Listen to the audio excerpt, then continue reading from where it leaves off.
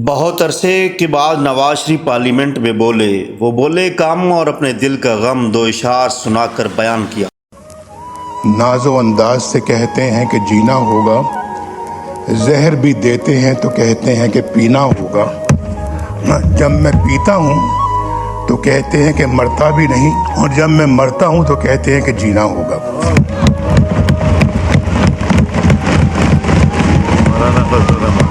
20ویں آئینی ترمیم پاس ہو رہی تھی۔ عدلیہ کے یا تو پر کاٹے جا رہے تھے یا اس آئین کے دائرے میں لایا جا رہا تھا، لیکن یہ حکومت اور اس کے اتحادیوں کی جیت کا دن تھا۔ مہینوں کی تگ و دو کے بعد مذاکرات کے ذریعے یا دھمکیوں کے راستے یا کچھ لوگ کی پالیسی اختیار کر کے یا 2-4 ارکان کو خرید کر یا غائب کر کے حکومت نے اپنے اعداد پورے کر لیے تھے۔ حکومت کے لیے خوشی کا دن تھا۔ ایسے میں حکومت کے روحانی باپ اپنے ماضی کے زخم کیوں کورید رہے تھے؟ شعر وزن میں ہے یا نہیں، حسب حال ہیں یا نہیں، اس کا فیصلہ تو ادبی نقاد اور سیاسی مبصرین کر سکتے ہیں۔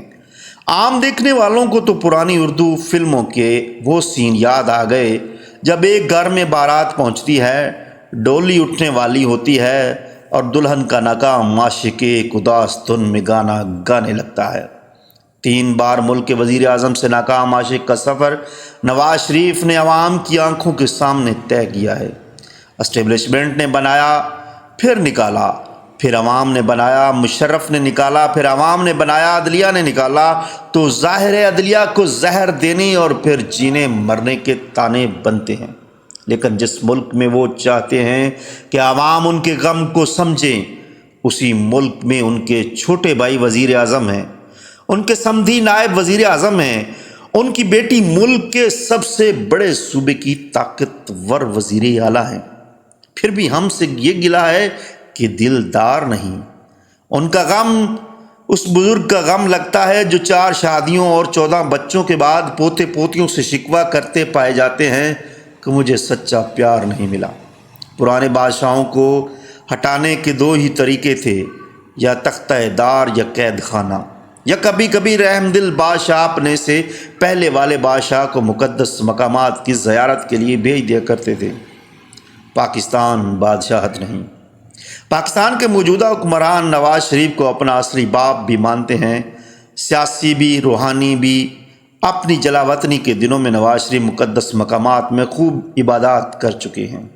جب دل چاہیں پارلیمنٹ میں کھڑے ہو کر عوام کے ساتھ اپنا ویژن، اپنے غم بھی بیان کر سکتے ہیں۔ جب دل کرے کسی منصوبے کے افتتاح کے لیے فیتا کاٹنے یا اپنی بیٹی کا راج دیکھنے کے لیے بھی پہنچ سکتے ہیں۔ اب کیا ہی اچھا ہو کہ وہ اس ملک کے لیے دورے پر نکلے جس نے انہیں 3 بار وزیر اعظم منتخب کیا، قید بھی کیا، دل بھی توڑا، جلا وطن بھی کیا، لیکن بالآخر ان کو روحانی حکمران مان لیا۔ چونکہ ان کے پاس فی الحال کوئی سرکاری عہدہ نہیں، تو وہ جس سے چاہیں مل سکتے ہیں۔ ان کا غم تو ہم سنتے آئے ہیں، وہ اور کچھ نہیں تو اپنی رعایا کا غم سننے ہی نکل پڑے۔ کبھی کسی بلوچ خاندان کے احتجاجی کیمپ میں جا کر بیٹھ جائیں، کبھی جا کر ماہرنگ بلوچ کو تسلی دیں کہ ریاست نے میرے ساتھ بھی ظلم کیا تھا، میں نے اپنے لیے انصاف کی جنگ لڑی، اب میں آپ کے ساتھ چلتا ہوں۔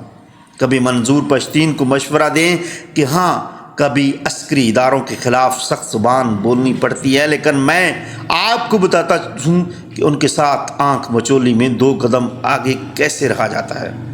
لیکن ہم سب جانتے ہیں کہ وہ ایسا نہیں کریں گے۔ عدلیہ کے ساتھ بھی جنگ کا ایک ہی مقصد تھا کہ جج ان کے بھائی اور بچوں کے ساتھ نہ کر سکیں جو ان کے ساتھ کیا۔ نواز شریف شاید پاکستان کی تاریخ کی سب سے خوش قسمت سیاستدان ہے، لیکن وہ یہ خوش قسمتی عوام کے ساتھ بانٹنے کو تیار نہیں ہے۔ عوام کے ساتھ وہ صرف اپنا غم بانٹنا چاہتے ہیں اور اداس دنوں میں اپنے مرنے اور جینے کا گیت گانا چاہتے ہیں۔ ناظرین، نواز شریف لندن جا چکے ہیں، قاضی فائز عیسیٰ ریٹائر ہو چکے ہیں، نیا چیف جسٹس آف پاکستان آ چکا ہے، عمران خان کی دونوں بہنیں اور ان کی اہلیہ جیل سے آزاد ہو چکی ہیں، اور کہا جا رہا ہے کہ عمران خان صاحب ایک بار پھر آزاد ہوں گے، پاکستان کے لیے عوام کا مقدمہ لڑیں گے، پاکستان میں سیاست کریں گے۔ دیکھتے ہیں ایسا کب ہوتا ہے۔ ایک لیڈر چلا گیا، اب دیکھتے ہیں کہ دوسرا لیڈر باہر آ کے کیا کرتا ہے۔